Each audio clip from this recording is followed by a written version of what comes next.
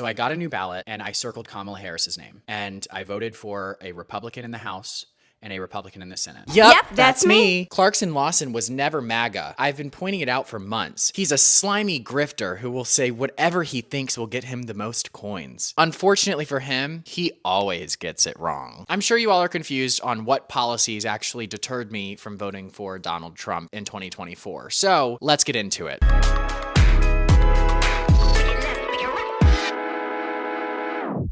Hello everybody, welcome to my channel. My name is Clarkson. Now I posted this last video here just a few days ago and the reaction was as expected. People are angry with me, okay? A lot of gay conservatives are angry. They're talking shit about me on Twitter and that's okay. I expected that to be the reaction. It's not easy to change your opinions on social media because you're not expected to be human. You're expected to validate people's beliefs. And if you don't continue to do that, then people get very angry because it's uncomfortable to not have your beliefs validated. But I know there are also a lot of you who are like, you know what? I don't agree with you, but I kind of want to understand why. I want to understand what's going through your head. And that's what we're here for. I'm not here to validate your beliefs. I'm just here to share mine. And this is where they are right now. So we're going to get into the policies that specifically made me not want to vote for Donald Trump. And then we're also going to read some of these tweets about me just for and gigs. But first, let's get into the actual meat of this video. So when it comes to policies that drove me away from Donald Trump, the more I learned about his politics and drove me more to the left for the presidency. We're going to go through these rapid fire. I'm not going to go too into detail on them because I don't want you guys to fall asleep on me. So we're going to start with Donald Trump's foreign policy. So the first thing is leaving NATO. I don't think that that's a good idea. I don't even think that should be thrown around. I think that the West should be strong because we promote democratic values across the globe. We should not be projecting instability in the West. And I think that Trump even insinuating that he would leave NATO is extremely concerning to me. If we don't have a strong West, we don't have strong democracy in the world, just period. That's how it works. So when Trump says that he would leave NATO, that makes me worried. In addition to that, a lot of Trump supporters will say, well, Trump didn't have any new foreign wars. Nothing happened under Trump's presidency. And they use that as a reason to say Trump is great on foreign policy. And that's what I was preaching for a very long time. I'm like, well, we didn't have anything go wrong with Trump. And I'm very grateful that that happened. However, I don't believe that that is directly a result of his foreign policy. There were tensions building around the world. There were tensions building in Russia and Ukraine since 2014. Obama didn't start any major wars in his first 4 years either. We didn't get involved in any major wars in the same way that Trump didn't get involved in any major wars. There was still global instability in both of their first 4 years. So if you want to make that argument about Trump's foreign policy, if that's what makes it strong, then that would make Obama's foreign policy strong. I think you can make that argument after these next 4 years when Trump's actually spent 8 years in office rather than just 4. I think Putin chose to invade during Biden's presidency because Biden was fragile. But also there's other things that go into the Russia and Ukraine war. I don't think it's necessarily a result of Trump's leadership. I think it's a result of Biden's poor leadership. Nobody really knew what was going on with that presidency. And I also think there's other things that go along with that. In addition to that, like I spoke about in my last video, when it comes to Putin endorsing Kamala Harris, we know that that was fake because Russia was paying conservative influencers or conservative media companies. Those media companies were funneling that money to influencers allegedly to spread Russian propaganda, but they didn't actually tell them what to say. They were already on the side of Russian propaganda by supporting Donald Trump's platform. So Putin supporting Donald Trump, to me, put up alarm bells in my head. If Trump was this strong man on foreign policy and Putin was so scared of Trump, that's why he waited to invade Ukraine, why does he want him to be president? If Biden and the Democratic Party's leadership is so weak that Putin,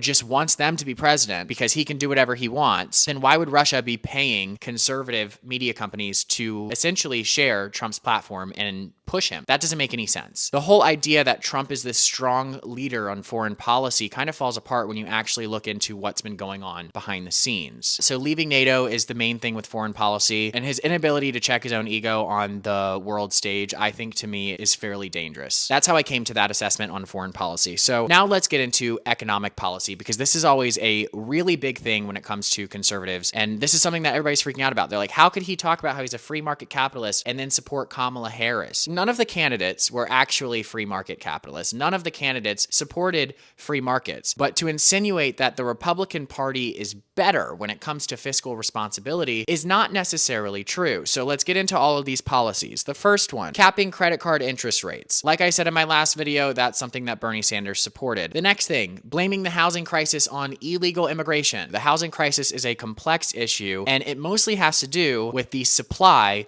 not meeting the demand for new homes. That's what's happening. And Kamala Harris was actually talking about this, how we needed to build more houses. That is a prime example of using the free market to fix a problem in the free market. Yeah, let's give incentives to build more homes so then the demand is now meeting the supply. And then that brings the cost down because there's more competition. That's simple free market economics. Trump blaming this on illegal immigration, to me, was just a shockingly crazy thing to say. Now, another policy is Trump using tariffs as negotiation tools. Trump's broad use of tariffs. That, to me, is not free market capitalism. I support tariffs being used on industries that we have to manufacture in America, like medical supplies, prescription medication, military equipment. I think that tariffs are good when it comes to those industries because we should be pushing for manufacturing to be made in America. You know, if we go into war and most of our prescription drugs come from China, if we go to war with China, what's going to happen? So that's what I'm saying when I say tariffs are okay in those industries. We should be making sure that we're looking out in the case of something happening. But when Trump is sitting here saying that we subsidize Canada just because we're in a trade deficit with Canada, there's nothing wrong with being in a trade deficit with one of your allies, especially Canada. Canada's not going to flip the script on us. To sit here and go to war with Canada and piss off our allies because they're shipping things over is just crazy. And Canada is not a country that's using slave labor when it comes to trade. So the whole argument that, oh, we're just outsourcing things onto slave labor, that's not necessarily true. And a lot of the tariff conversations that Trump is having with our allies are Democratic allies. So Trump's broad use of tariffs, his credit card interest rate proposal, and then you also have to talk about Trump's spending. So another argument that people make when it comes to Republicans versus Democrats is spending. And typically that is true. But if you look at Trump's presidency, even if you take out his spending with COVID, Trump's presidency was on par to spend just about as much as Biden's presidency is. So this idea Trump is this fiscally responsible president is a farce. So to me, as a voter who thinks the deficit is something that is really important, I went to the ballot box knowing that the deficit's going to be increased no matter who we have as president. So then when I looked at Kamala's economic plan and Donald Trump's economic plan, Kamala was not planning on making these huge tax cuts, which would affect the deficit. Kamala was saying, we're going to reduce spending and we're going to keep taxes higher and then we'll cut them for the middle class. So to me, as somebody who's voting essentially on the deficit, while I don't like having higher taxes, I understand that we're going to have to bite the bullet to get our deficit down. So when Kamala said that, I said, you know what? That is more fiscally responsible. It is. I understand Trump wants to cut taxes. I want low taxes, but I also want to address the deficit. And to me, Kamala's plan addressed the deficit more, and a lot of other economists said the same thing, which I know a lot of conservatives don't believe any experts when they say anything, which is another problem that I have with the party because they assume that they know everything despite people going to school for these things. But a lot of other economists agreed that her plan would not inflate the deficit. And my ego is not big enough to think that I know more than all of these other economists. And then when I looked at the plans, I agreed with them. So when it comes to the economy, that's why I ended up voting for Kamala Harris. But I also understand that Trump is not representative of fiscal conservatism. So that's why in the House of Representatives, I voted for a Republican. Because if you isolate Trump from Republicans and Republicans have to stand alone on Republican principles, they tend to be more fiscally conservative. But when Trump is involved, Republicans spend a bunch of money. That's why I voted Kamala, and then I voted Republican in the House because they have power of the purse, and Republican in the Senate. Hoping in an ideal world, Donald Trump gets taken out of the Republican Party, but Republicans remain control of the House, which would allow them to be a little bit more fiscally conservative. These next issues are far and few between. They're not necessarily huge, but they're important to me. So when it comes to big business, I think that corporations are a huge problem in our country because of the decision in 2010, the Citizens United decision, that ruled corporations should be viewed as people. This allowed corporations to get intertwined with the government and start influencing policy decisions more than the average voter. With that being said, the FTC's job, the Federal Trade Commission, is very important in making sure that these corporations do not become overtly predatory to the consumer. And Democrat administrations will appoint people that are more strict on corporations to the FTC. The same exact inhaler is around $500 in the United States. Wow. No, something's out of whack.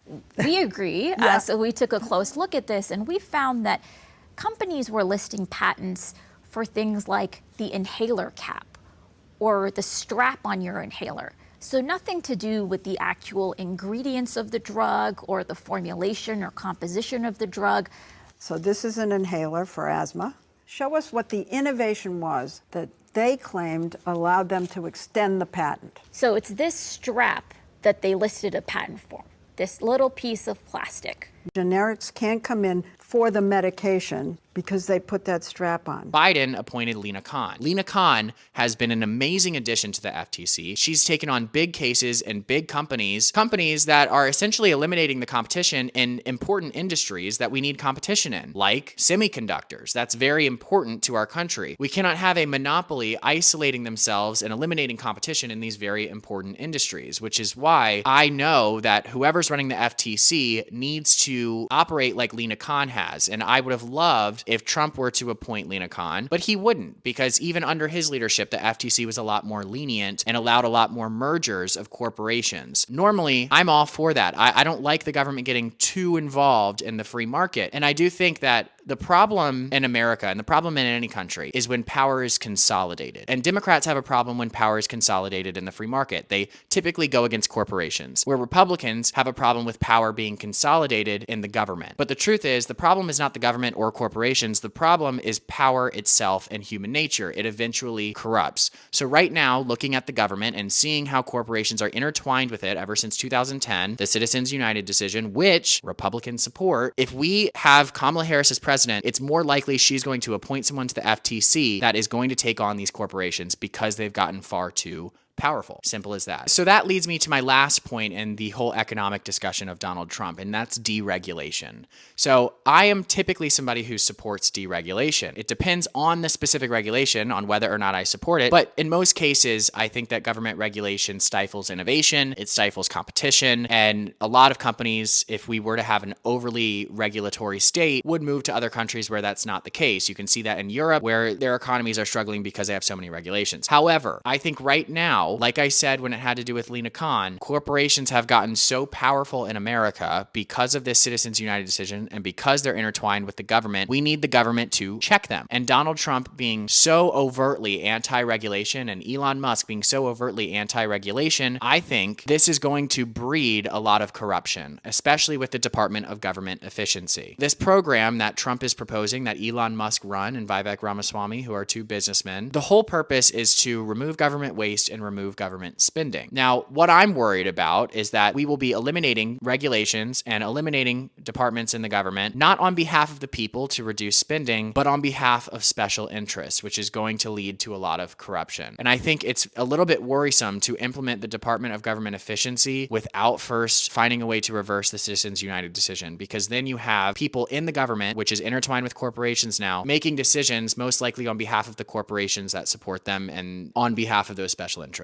And I'm going to rapid fire this last thing, Trump supporting the 10 Commandments in schools. And then this last point is very important to me. And I know that a lot of conservatives, they gawk at when anybody says this, but 2020, Trump convinced me that the election was stolen. And I believed it until I started to look more and more into it. And I realized that Trump claiming that the election was stolen was not true. It was a branding effort to make sure he didn't look like a loser. It was a way to keep the MAGA base enthused. It was a way to fundraise. He made so much money on Stop the Steal, and I'm very curious as to where that money went. And then you have people who are profiting off of this lie, like Dinesh D'Souza, who comes out and apologizes for his film, what is it, that 2000 Mules or whatever? To me, that is a really big deal. So there are things with Kamala Harris that I don't support. There are plenty of policies, and maybe I'll do a whole other video of that, if that's even necessary. I feel like this is just kind of like beating a dead horse at this point. I've lost a lot of viewers, and that's okay. There are policies with Kamala Harris that I don't support, plenty of them. But when I was doing the cost to benefit ratio on who I was going to support for president and actually factoring in the power the president has, because this isn't about who I voted. I didn't vote one party down ticket. I never planned on doing one party down ticket. When I factored in everything, a lot of it came down to character. And while Kamala Harris lies and she switches up on her positions just like Trump does, I don't view any of them as trustworthy people. I will never trust a politician. But what I will say, it takes a particularly nefarious individual to claim that the election was stolen. And what Trump did is that he made the American public distrust our institutions to a point, and made his supporters distrust our institutions to a point that it makes our country vulnerable to foreign influence from foreign adversaries. Because if you're not believing what the US government is telling you, you're most likely going to be taking in propaganda from foreign adversaries. That's not me saying we should trust our government. That's not me saying we should believe everything our government says, but a lot of it has become a complex to MAGA because they refuse to believe anything the government says now. Anything at all. Everything is a lie, which is opening them to foreign influence, to foreign propaganda, which is a prime example with this tenant media scandal. So it came down to not just all of these other issues, but also to character. I don't want to see America fall apart. I was trying to look past the whole January 6th thing and lying about the election, but then a week before, he's already starting to say that Democrats are cheating the election because he was preparing just in case he lost the election. It's blatantly obvious. I didn't like that. So among all of the other reasons that I didn't vote for Donald Trump, that was a big one too. So I hope this clears things up. I'm sure it won't, but I hope it does. And for those of you guys who have an open mind to hearing my beliefs, thank you for actually still listening. Before we go, I want to do a little fun thing, okay? Because a lot of people are tweeting about me. A lot of people are tweeting about my last video. They have problems with me. They're making a lot of accusations. So we're going to just read some of these tweets for shit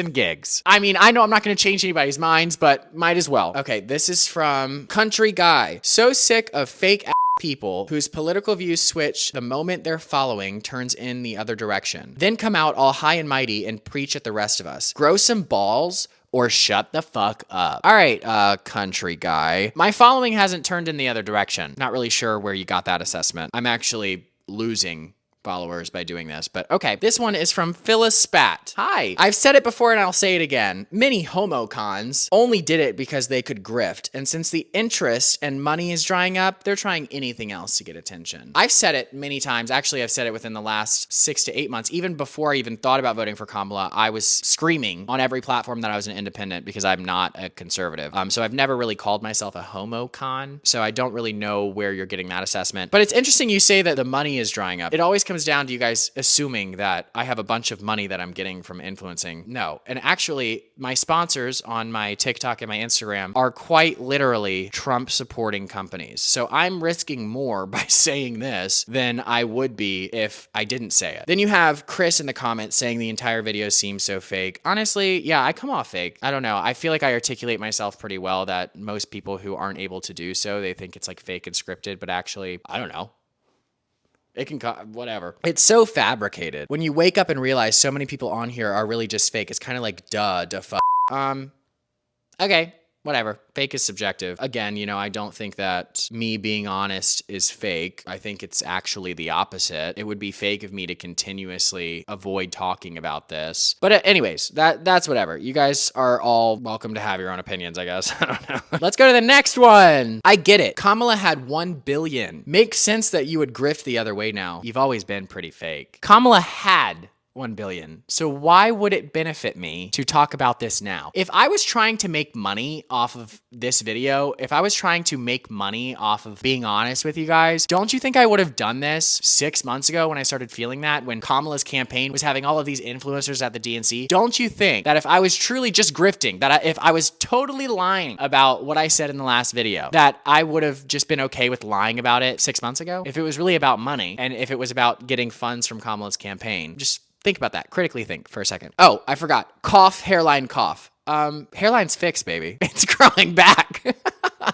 But anyways, I understand a lot of you guys are triggered and upset that you guys don't like the fact that I'm not validating your beliefs anymore and that I no longer align with some of y'all's beliefs, and that's okay. So you're going to go to personal insults, and that's a normal human reaction. So I'm not going to zoom in on your profile picture and insult you. I'm just clarifying some of my stances for the people that want to hear it. Country Guy still going on about me. The left frequently likes to call us a cult, yet Kamala put 0 policy positions forward and people voted for her simply because she was a black female. That's far more cult-like than MAGA. You call us grifters, most of us don't even make any money and have actually lost money. So first of all, I'm not calling you a grifter, Country Guy. You're not an influencer. You don't really have any influence. You're clearly not making money off of this. So I don't know why you're offended by my last video calling MAGA influencers grifters. You're just a fan of MAGA that tweets about it. Kamala didn't put 0 policy positions forward. Kamala took a while to put her policy positions forward because she came in at the last minute. And I even was critical of that. I'm like, where are her policy positions? But when she did put them out, they were like 96 pages long for like each different section. So if you're going to insinuate that Kamala didn't have any policy positions, all you're doing is telling everybody that you were too lazy to actually read the 96 pages, that you were too lazy to actually look into her policy positions, and you're just parroting talking points. So, and then Dr. Gay Russian Bot says, not true. Her policy was brat, a powerful, compelling,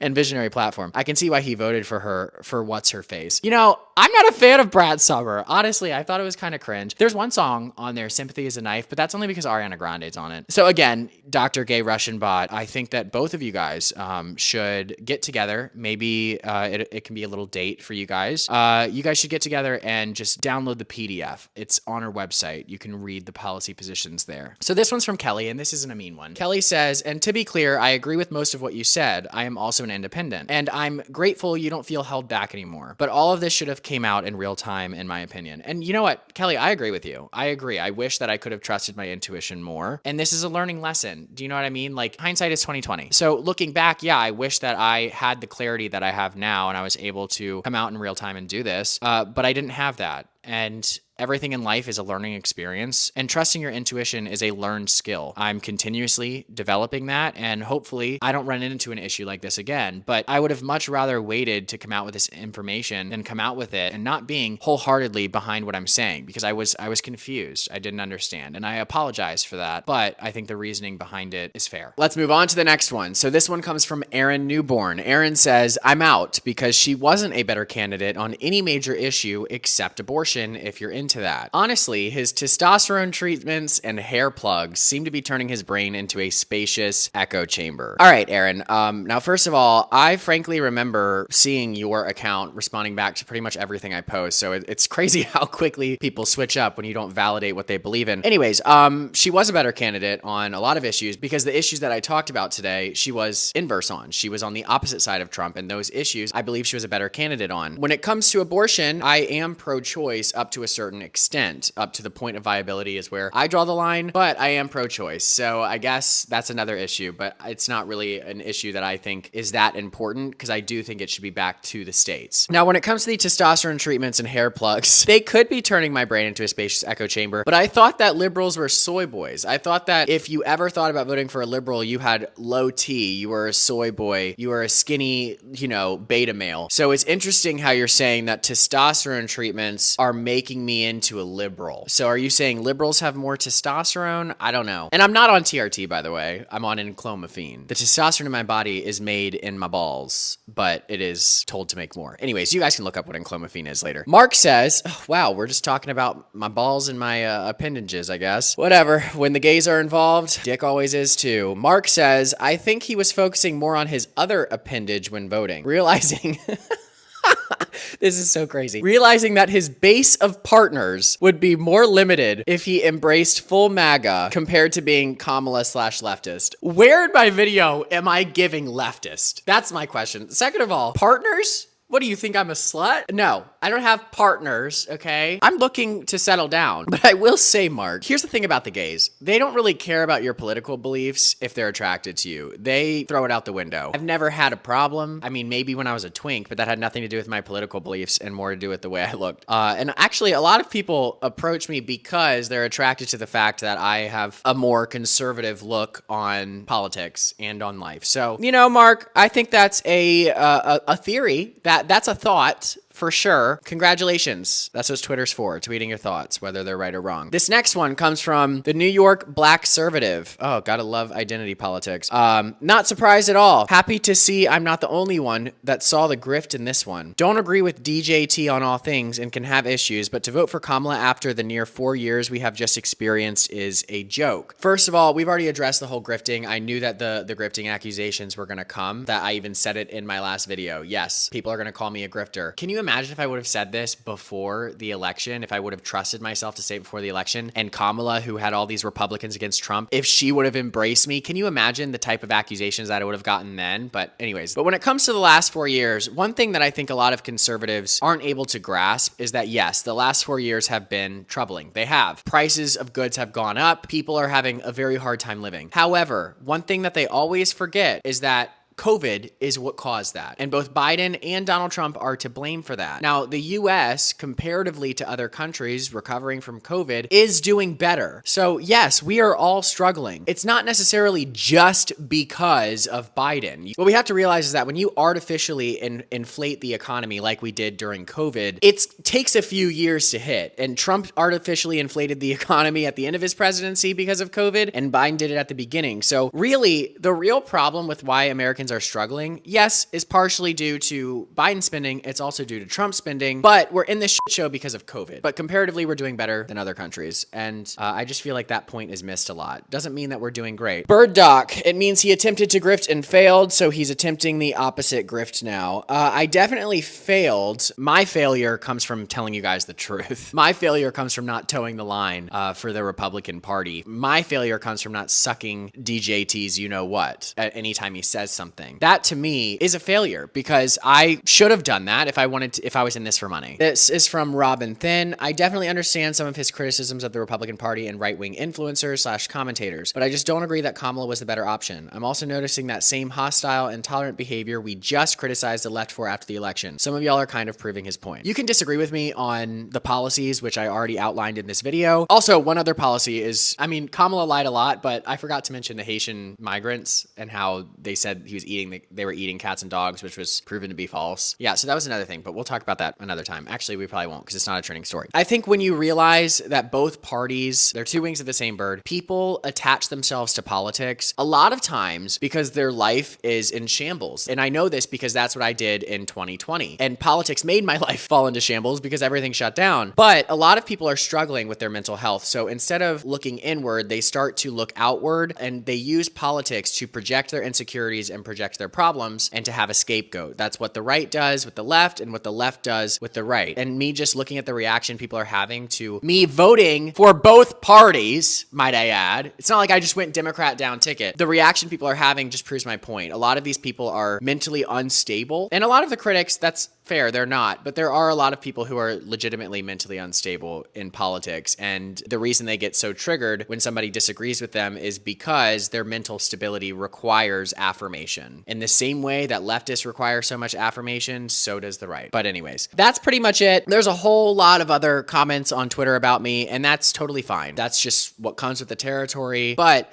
if you're somebody who's still here, I want to thank you for being here. If you're somebody who's hate watching, I want to thank you for your view. But where we go from here, I'm excited. I know that it's almost Christmas, so Merry Christmas to everybody if you celebrate it. If you don't celebrate it, Merry Christmas anyways. I hope you have a great time off from work, and I will see you guys either before the new year or after it. I'm moving into a new apartment, so I probably won't make a video until after the new year. But if I don't see you then, Happy New Year's.